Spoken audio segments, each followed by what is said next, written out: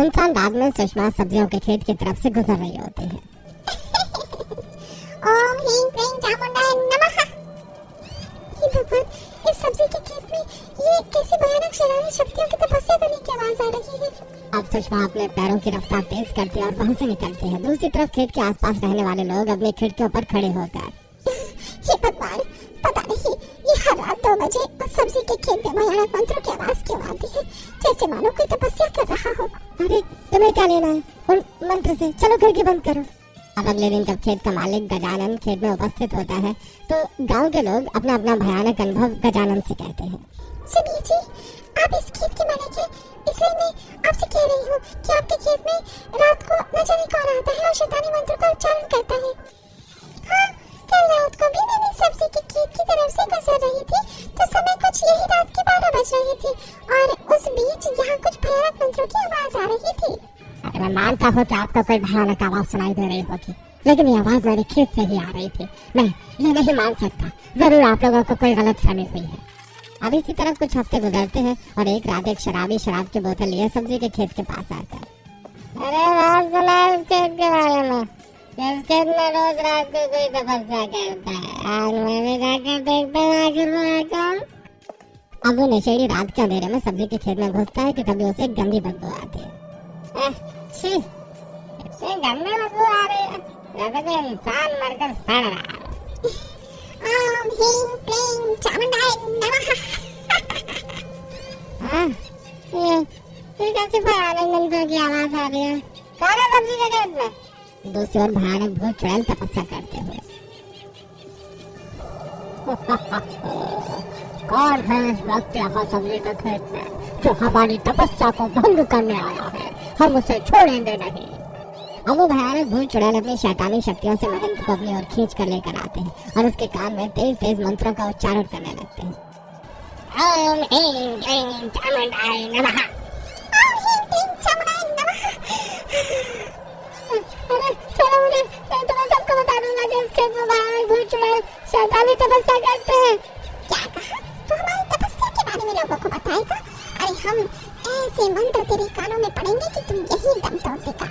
अब वो भयानक भूत चुड़ैल महेंद्र के कान में तेज तेज शैतानी मंत्र पढ़ना शुरू करते हैं, जिसकी गूंज से महेंद्र के कान से खून निकलने लगता है और वो वहीं दम तोड़ देता है। अब अगले दिन गांव वाले शराबी महेंद्र की लाश खेत में देखकर, गजानन जी, क्या अब आपको एहसास हुआ है कि आपके सब्जी के खेत में कोई है जिसने रात में आकर महेंद्र को बेरहमी से मारा है? नहीं, ऐसा कुछ नहीं है। ये तो वैसे भी नशेड़ी है, इसने जरूर से ज्यादा पी ली होगी और फिर किसी के साथ कोई बदतमीजी की होगी और उसी ने इसे मारकर इसे खेत में फेंक दिया। अब इतना कहकर गजानन वहां से चला जाता है। फिर एक रात गजानन के घर में ओम प्रकाश आता है। अरे ओम प्रकाश, इतनी रात को तू मेरे घर पर? हाँ, वो गजानन, मुझे तेरे खेत की मिट्टी चेक करनी है। मैं जानना चाहता हूँ कि तेरे खेत की मिट्टी इतनी उपजाऊ कैसे है। अरे भाई, रात बहुत ज्यादा हो गई है ओम प्रकाश, जा तू अकेले ही मेरे खेत की मिट्टी ले ले, मैं आराम कर रहा हूँ। अब रात को ओम प्रकाश खेत में आता है कि तभी उसे भी भयानक मंत्रों की आवाज सुनाई देती है और सामने आग जल रही होती है। अरे बाप रे, सब्जी के खेत में कौन आग जलाकर बैठा है और ये आवाज कैसी आ रही है? अब ओम प्रकाश टॉर्च लेकर आगे की ओर बढ़ता है कि तभी उसे भयानक भूत चुड़ैल नजर आते हैं तो जो अपनी तपस्या में लीन होते हैं।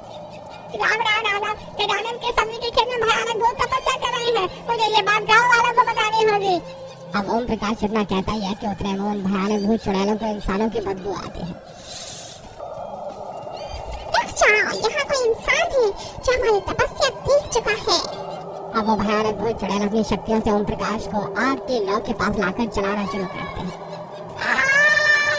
बचाओ बचाओ कोई नहीं आएगा तुझे यहाँ बचाने और तू यहाँ तड़प तड़प कर मर जाएगा। और ये सच्चाई कभी सब्जी के खेत से बाहर नहीं जा पाएगी। जब ओम प्रकाश उस आग की लौ में तड़प तड़प के दम तोड़ देता है तब अगले दिन ओम प्रकाश का जला शरीर खेत के पास पड़ा देखकर, अरे मालिक, ये तो ओम प्रकाश है, अब इसकी मौत कैसे हुई खेत में? अब क्या जवाब देंगे आप गाँव वालों को? अरे छोड़ो गाँव वालों के आने से पहले हम इसके बॉडी का ठिकाना लगा देते हैं। अब गजानन ये सोच करके उसके खेत पर कोई आस ना आए, वो ओम प्रकाश के बॉडी को जंगल में फेंक देता है। और फिर एक रात इसी तरह गांव की शकुंतला सब्जी लेने के लिए गजानन के खेत में जाती है और शकुंतला जैसे सब्जी काटती है उन सब्जियों से खून निकलने लगता है।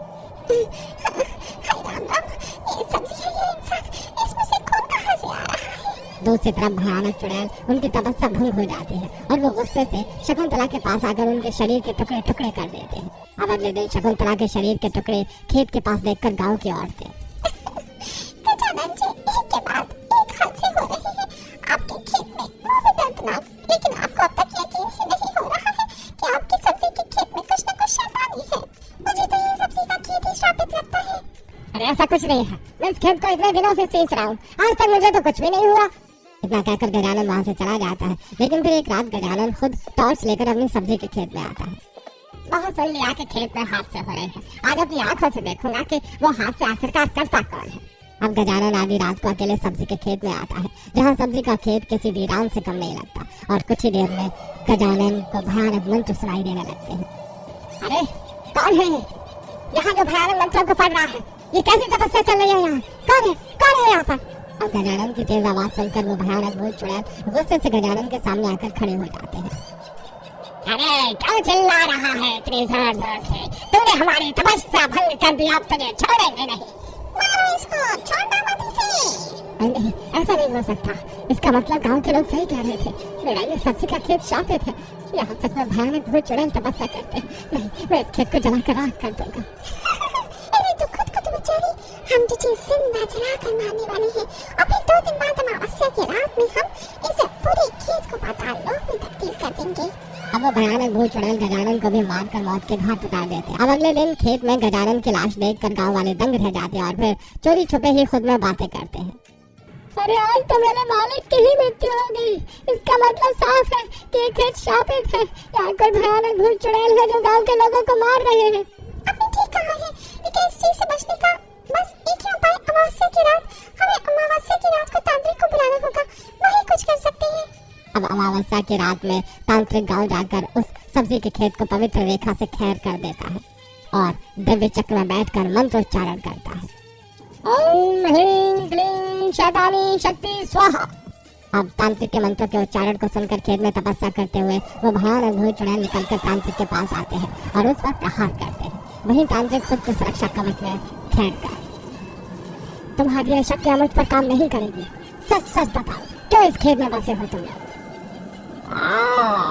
बताते हैं, रुको रुको, इस मंत्र को बंद करो। इस मंत्र से हमारी तपस्या भंग हो रही है। आज अमावस्या की रात है और आज हम इस खेत को पाताल लोक में बदलने वाले हैं। अगर पाताल लोक में रहने की इतनी ही इच्छा है तो पाताल लोक में जाओ। इस पवित्र धरती को पाताल लोक में बदलने वाले तुम कौन होते हो? मेरे होते हुए तुम ऐसा कभी नहीं कर पाओगे। अब सदियों से बचे उस भयानक भूत चुड़ैल को तांत्रिक अपनी दिव्य शक्तियों से नष्ट कर देता है, जिसके बाद वो धरती छोड़कर पाताल लोक पहुंच जाते हैं और गांव के लोग चैन की सांस लेते हैं।